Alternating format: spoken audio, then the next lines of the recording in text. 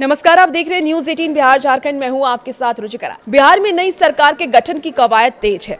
नीतीश कुमार आज यानी कि 17 नवंबर को इस्तीफा देंगे और 20 नवंबर को शपथ ग्रहण समारोह होगा, जिसमें कि 10वीं बार मुख्यमंत्री पद की शपथ नीतीश कुमार लेते हुए नजर आएंगे। लेकिन मुख्यमंत्री तो नीतीश कुमार बनेंगे, लेकिन डिप्टी सीएम कौन होगा इस बार? इस रेस में कौन कौन दावेदार है, उसके बारे में हम चर्चा करेंगे। बीजेपी और जेडीयू के मंत्री हिस्सेदारी के संभावित समीकरण क्या है, इसके बारे में आपको बताएंगे। क्या मंत्रिमंडल में बड़े फेरबदल की संभावना है? क्या कुछ बड़ा फेरबदल इस बार हो सकता है? क्या MY यानी कि महिला और यूथ की बात जो नरेंद्र मोदी करते नजर आते हैं, क्या इस बार के मंत्रिमंडल में महिलाओं और यूथ की भूमिका ज्यादा हो सकती है? चलिए इसके बारे में विस्तार से आपको जानकारी देते हैं। तो देखिए, बिहार विधानसभा चुनाव 2025 में 202 सीटें जीत करके प्रचंड बहुमत हासिल करने वाली राष्ट्रीय जनतांत्रिक गठबंधन यानी कि NDA में अब तक सरकार के गठन को लेकर के अंतिम दौर की कवायद तेज हो गई है। सूत्रों के अनुसार जो जानकारी सामने आ रही है, नीतीश कुमार 17 नवंबर को राज्यपाल को अपना इस्तीफा सौंपेंगे और उसी दिन नई सरकार बनाने का दावा भी पेश करेंगे। सबसे बड़ी खबर यह है कि 20 नवंबर को नीतीश कुमार 10वीं बार मुख्यमंत्री पद की शपथ ले सकते हैं और इस बार के मंत्रिमंडल में बड़ा विस्तार देखने को भी मिलेगा, जिसमें कुल 30 से 32 मंत्री हो सकते हैं, जो कि विधानसभा के क्षमता के अनुसार 36 की सीमा के करीब होगा। खास बात यह है कि विधानसभा में सबसे बड़ी पार्टी होने के बावजूद भारतीय जनता पार्टी और जनता दल यूनाइटेड के बराबर मंत्री हो सकते हैं, जिससे कि सरकार में नीतीश कुमार की पार्टी का कद एक बार फिर से बढ़ना तय माना जा रहा है। जेडीयू ने विधायक दल की बैठक भी बुलाई है, जिसमें नीतीश कुमार को विधायक दल का नेता चुना जाएगा और इसी दिन बीजेपी विधायक दल की बैठक भी हो सकती है, जिसमें कि उप मुख्यमंत्रियों के नाम पर अंतिम चर्चा होगी। सीएम हाउस के अनुसार आपको बता दें कि सीएम नीतीश कुमार 17 नवंबर को राज्यपाल को अपना इस्तीफा सौंपेंगे और नई सरकार बनाने का दावा भी पेश करेंगे। सहयोगी दल की बात कर लें, जिसमें कि LGP-RV है और RLM है, हम हैं। तो सबसे पहले LGP-RV की बात कर लेते हैं। LGP-RV और RLM ने भी साफ कर दिया है कि नीतीश कुमार ही मुख्यमंत्री होने वाले हैं। अब नई समीकरण को भी जरा आप समझ लीजिए कि यह जो नया समीकरण है वो कैसे होने वाला है।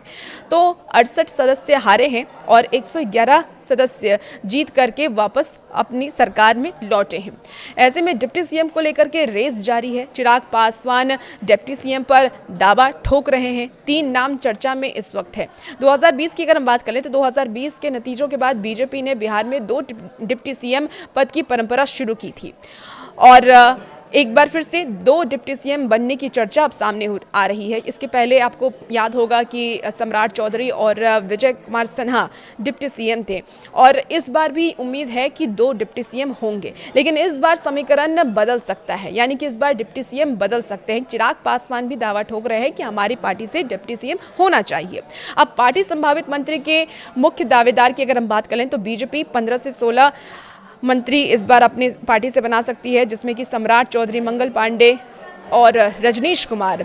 जेडीयू की तरफ से 14 से 15 मंत्री बनाए जा सकते हैं। पिछली सरकार में जो आपको बात कर लें तो जेडीयू में 10 मंत्री थे, जिन्हें वापस से मंत्रालय मिल सकता है, जो उम्मीद अब तक जताई जा रही है सूत्रों के हवाले से जो खबर है।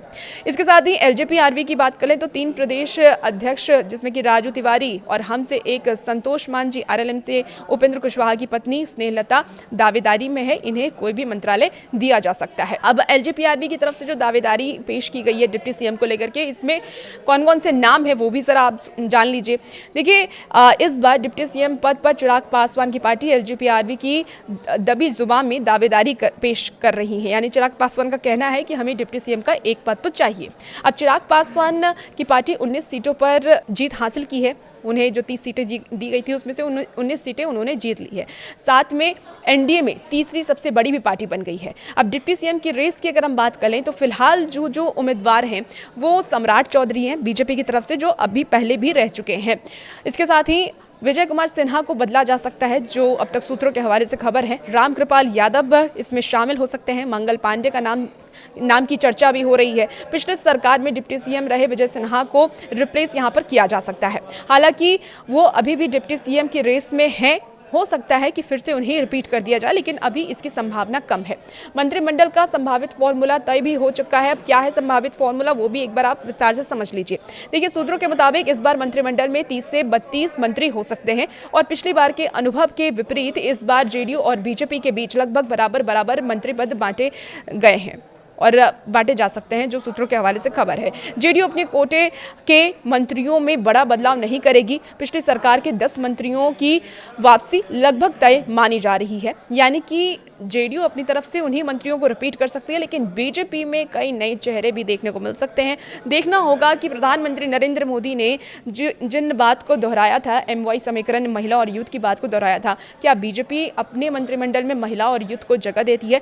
ये देखना बेहद ही दिलचस्प होने वाला है। और ये भी देखना दिलचस्प होने वाला है कि इस बार 2 डिप्टी CM कौन होते हैं। क्या LJPRB की तरफ से कोई डिप्टी CM बनते हैं या फिर पिछले ही डिप्टी CM को रिपीट किया जाता है। और भी ऐसी वीडियोस के लिए बने रहिए न्यूज़ 18 बिहार झारखंड के साथ।